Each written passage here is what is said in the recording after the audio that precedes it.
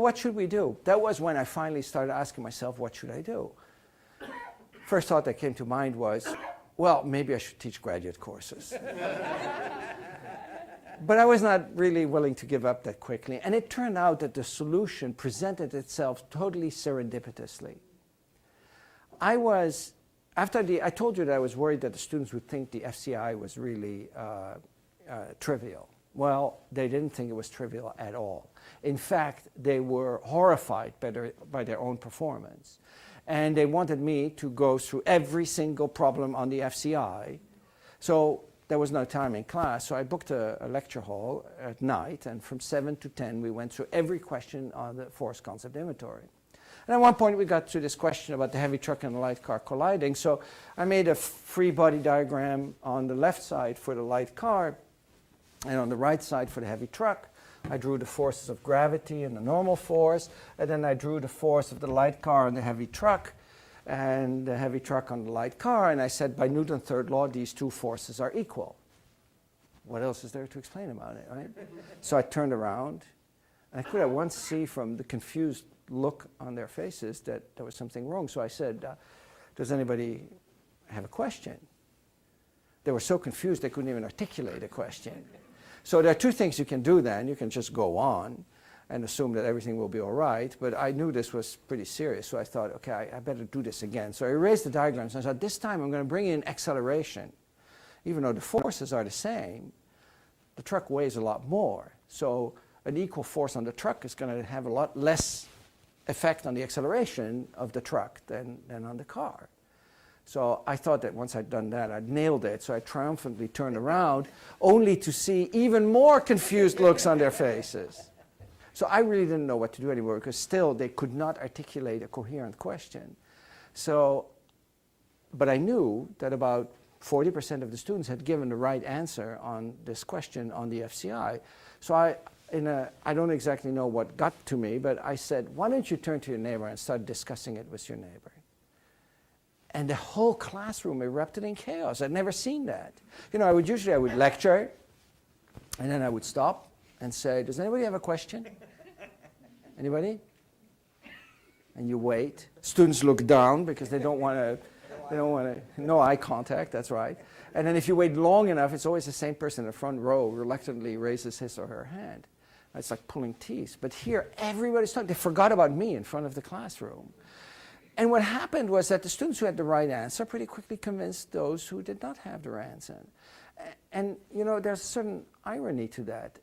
What I found out was if you have two students sitting next to each other, let's say John and Mary. Mary has the right answer for the right reason. John does not have the right answer because he doesn't understand it yet. Mary is more likely to convince John than the other way around, simply force of logic. But what I realized was that Mary is more likely to convince John than Professor Mazur in front of the class there. Why? Because Professor Mazur learned this such a long time ago, he has no clue anymore about the difficulties that are going on in John's mind, right? The better you know something, the more difficult it becomes to teach because you're no longer aware of the conceptual difficulties of a beginning learner. Whereas Mary has only recently learned it and still has a pretty good idea of what John is struggling with. And in fact, you know, when I was a student, I would often not bother asking the professor, but instead go to one of my co-students and ask them, you know, hey, did you understand what he meant there? And I'm sure that you will remember similar things in your own education, where you would go to a professor and you would ask a question, and it would be clear the professor had absolutely no clue as to what your question really meant. Or as a professor, you sometimes have a student who comes to you and you think, what in the world is wrong with this student? I have no idea why he or she is thinking that, right? So it's ironic. The better you know something, the more difficult it becomes to teach. So I thought maybe we can leverage this in the classroom. And again, if you think about education as being a two-step process, one, transfer of information, two, assimilating the information, let's make ourselves as faculty members available to help students with the assimilation. And let's give them more responsibility for gathering the information. After all, information is everywhere now, right? So the basic process is this. I give students a reading assignment. In the sciences, that's pretty much heresy, but they have to read the notes before coming to class. I am not going to lecture on the notes anymore. And then in class, what matters is not coverage, because it's the reading that determines the coverage, but it's depth. Let's go into depths in the areas that are difficult. And I do that not by telling, but by teaching semi-Socratically. Like Socrates already said 2,000 years ago, we should teach by questioning, not by telling. So I talk a little bit, and then I put one of these concept tests, a question, on the overhead projector. I read the question with the students, and then I give the students about a minute or a minute and a half to think about it. It has to be completely silent in the classroom, because I want each student to individually formulate an answer or choose an answer from the list that is provided.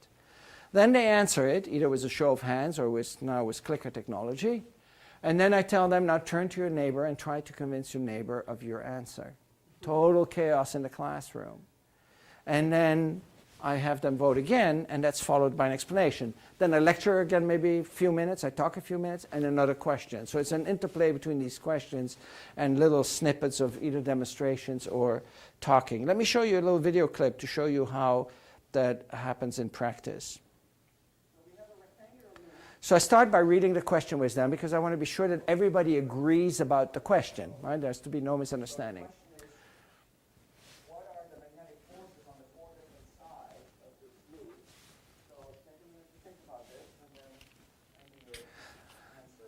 I do not want them to talk. So if they talk, I tell them silent. And I do want them to press a button at the end. If they don't know what the answer is, I tell them to make it a game, but they have to press a button.